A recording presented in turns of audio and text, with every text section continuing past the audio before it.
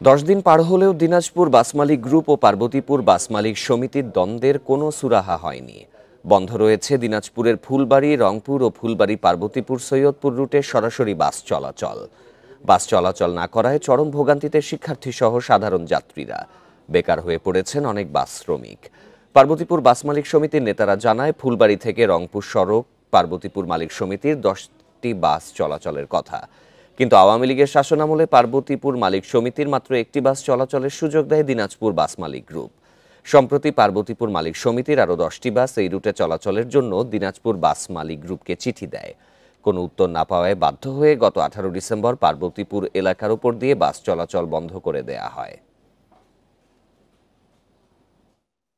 বিশেষ কাজের জন্য আমি আসছি, এখানে আসতে হচ্ছে, কিন্তু বাসের জন্য খুব যাতায়াতের আমাদের প্রবলেম হয়ে যাচ্ছে। চলার অসুবিধা হয়ে গেছে, আমাদের তো আরো জমি জমা নাই, আমরা এই অন্য কাজও করতে আমরা এখন পারি না। তো আমরা এর একটা সুরা চাই, জনগণেরও সমস্যা হয়েছে এই গাড়িগুলো না চলার কারণ হইলে ওই ফুলবাড়ি থেকে রংপুরে হসপিটাল থাকাতে বিভিন্ন রকম বিভাগীয় শহর হওয়ার কারণে ওখানে প্রতিদিন হাজার হাজার লোক এই রুটে চলাচল করে। এ নিয়ে আরও জানাতে দিনাজপুর থেকে যোগ দিচ্ছেন সহকর্মী ASM আলমগীর। 10 দিন পার হয়ে গেলেও এই দুই বাস মালিক গ্রুপের মধ্যে কেন সুরাহা হচ্ছে না?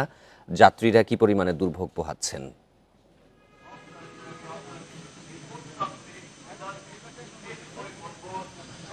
আসলে দিনাজপুরের এই যে আমি এখন দাঁড়িয়ে আছি ফুলবাড়িতে, এই ফুলবাড়ি থেকে রংপুরের যে সরাসরি যে বাস চলাচল ছিল সেই এই বাস চলাচলকে কেন্দ্র করেই কিন্তু আসলে মূল বিরোধতা।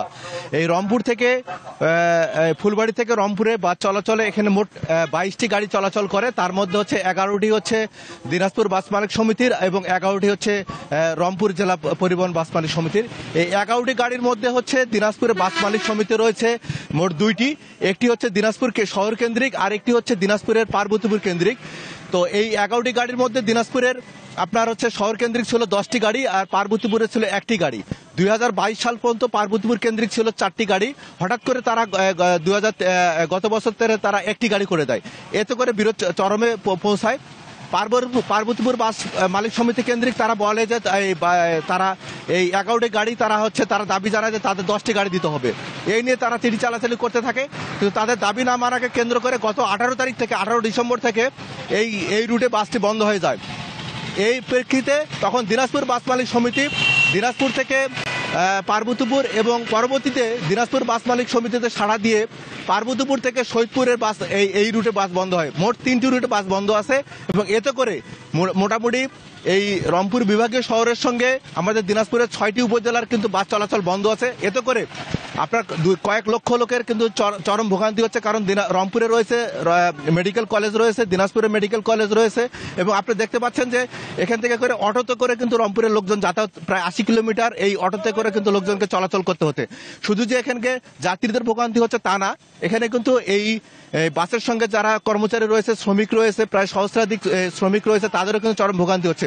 আমি প্রশাসনের সঙ্গে কথা বলছি, প্রশাসন বলছে তারা চেষ্টা চালিয়ে যাচ্ছে, তারা খুব দ্রুত এটি সমাধানে তারা আশা করতেছে।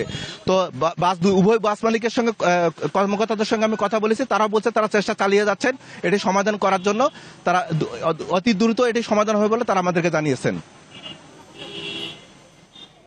দিনাজপুর থেকে জানাচ্ছিলেন সহকর্মী ASM আলমগীর।